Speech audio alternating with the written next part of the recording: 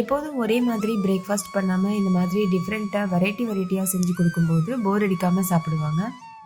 நம்ம இன்றைக்கி முட்டை சேமியா நிறைய வெஜிடபிள்ஸ்லாம் போட்டு எப்படி பண்ணுறதுன்னு தான் பார்க்க போகிறோம். இது நல்ல உதிரியாக நல்ல டேஸ்டியாக சாஃப்டாக இருக்கும். அளவுகள் மாறாமல் அப்படியே செஞ்சு பாருங்கள். வீட்டில் இருக்க எல்லாரும் விரும்பி சாப்பிடுவாங்க. ஹாய் ஃப்ரெண்ட்ஸ், வணக்கம். என் பேர் Abhi. Welcome to Indian recipes Tamil. வீடியோக்குள்ளே போகிறதுக்கு முன்னாடி நம்ம சேனல் இந்தியன் ரெசிபீஸ் தமிழை சப்ஸ்கிரைப் பண்ணிக்கோங்க. கூடவே இருக்க பெல் சிம்லையும் கிளிக் பண்ணிக்கோங்க.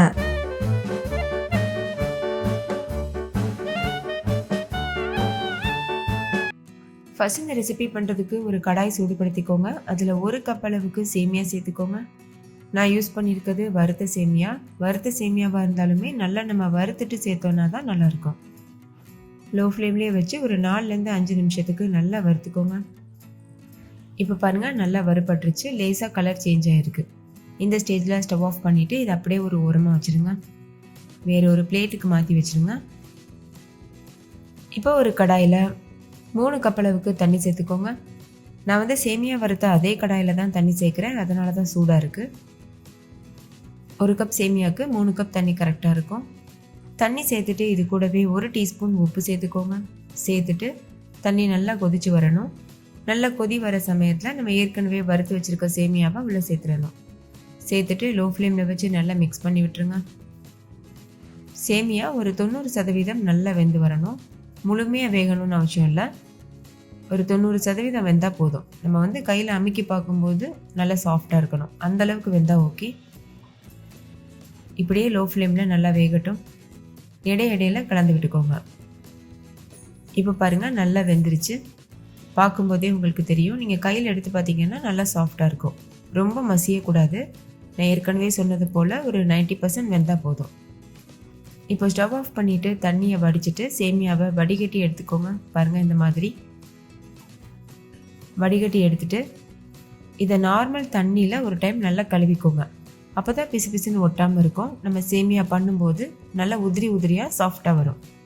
இப்போ இது நல்லா சூடாக இருக்கும். அதனால் நல்லா நார்மல் தண்ணியில் ஒரு டைம் வாஷ் பண்ணிவிட்டு அப்படியே ஒரு ஓரமாக வச்சுருங்க. அடுத்து ஒரு கடாய் சூடுபடுத்திக்கோங்க. 2 டீஸ்பூன் எண்ணெய் சேர்த்துக்கோங்க. எண்ணெய் சூடானதுக்கப்புறமா 3 முட்டையை உடைச்சி உள்ளே சேர்த்துருங்க. சேர்த்துட்டு இது கூடவே மசாலா பொருட்கள் சேர்க்கணும். 1 டீஸ்பூன் மிளகாத்தூள், 1/4 டீஸ்பூன் மஞ்சள் தூள், 1/2 டீஸ்பூன் மிளகுத்தூள், தேவையான அளவுக்கு உப்பு. நான் ஒரு 1/4 டீஸ்பூன் உப்பு எடுத்து வச்சுருக்கேன். இது கூட சேர்த்துட்டு ஸ்டவ்வை ஹை ஃப்ளேமில் வச்சு நல்லா மிக்ஸ் பண்ணிக்கோங்க. நம்ம முட்டை பொடி மசாலா பண்ணுவோம்ல, அந்த மாதிரி.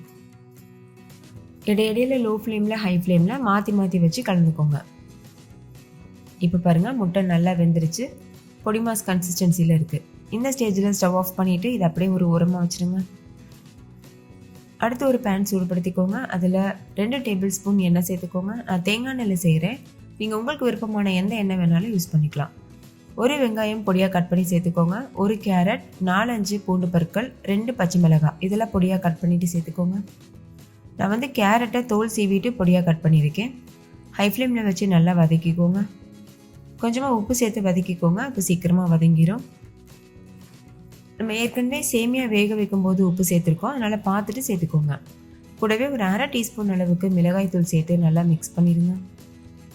காய்கறி ஓரளவுக்கு வெந்ததுக்கப்புறமா நம்ம ஏற்கனவே வேக வச்சு வடிகட்டி நல்லா வாஷ் பண்ணி எடுத்து வச்சுருக்கோம்ல சேமியா, அதை சேர்த்துருங்க. சேர்த்து நல்லா மிக்ஸ் பண்ணிக்கோங்க.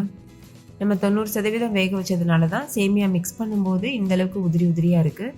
இல்லைன்னா ஒன்றோட ஒன்று ஒட்டிடுற மாதிரி இருக்கும். இது கூடவே வறுத்து வச்சுருக்க முட்டையும் சேர்த்துட்டு நல்லா மிக்ஸ் பண்ணிடுங்க. நல்லா கலந்துட்டு லோ ஃப்ளேமில் வச்சு ஒரு 2 நிமிஷத்துக்கு வேக வச்சுக்கோங்க. இடையில மிக்ஸ் பண்ணி விடணும். மிக்ஸ் பண்ணும்போது சேமியா உடஞ்சிடக்கூடாது. ஜென்டலாக மிக்ஸ் பண்ணுங்கள். உப்பு வேணும்னா செக் பண்ணி பார்த்துட்டு நீங்கள் சேர்த்துக்கலாம். நம்ம சேமியா வேக வைக்கும் போதே உப்பு சேர்த்துருந்ததுனால உப்பு தேவைப்படாது, கரெக்டாக இருக்கும். 2 நிமிஷத்துக்கு அப்புறமா பொடியாக கட் பண்ண கொத்தமல்லி இலை தூவி நல்லா மிக்ஸ் பண்ணிவிட்டு சர்வ் பண்ணிடுங்க. நிறைய காய்கறி போட்டு முட்டை போட்டு நல்ல ஒரு ஆரோக்கியமான பிரேக்ஃபாஸ்ட் ரெடி பண்ணியிருக்கோம். இது டேஸ்ட்டும் ரொம்பவே சூப்பராக இருக்கும். ஸோ மிஸ் பண்ணிடாமல் ட்ரை பண்ணி பாருங்கள். எப்போதும் ஒரே மாதிரி இட்லி தோசைன்னு நம்ம செய்யும்போது போர் அடிக்கும். ஆனால் இந்த மாதிரி வெரைட்டியாக செய்யும்போது திருப்தியாக சாப்பிட்ட மாதிரி இருக்கும், போர் அடிக்காமல் இருக்கும். அதே மாதிரி நம்ம நிறைய காய்கறிகள் போட்டிருக்கிறதுனால ஆரோக்கியமாகவும் இருக்கும். நீங்கள் இந்த ரெசிப்பியில் முட்டைக்கோஸ் கூட சேர்த்து பண்ணலாம். அதே மாதிரி கேப்சிகமும் சேர்த்துக்கலாம். ஓகே ஃப்ரெண்ட்ஸ், இந்த வீடியோ உங்கள் எல்லாருக்கும் ரொம்ப பிடிச்சிருக்குன்னு நம்புகிறேன். பிடிச்சிருந்தா லைக் பண்ணுங்கள், உங்கள் ஃப்ரெண்ட்ஸ் கூட ஷேர் பண்ணுங்கள். நீங்களும் செஞ்சு பார்த்துட்டு டேஸ்ட் எப்படி இருந்ததுன்னு கமெண்ட்டில் சொல்லுங்கள். தேங்க்யூ, பாய்.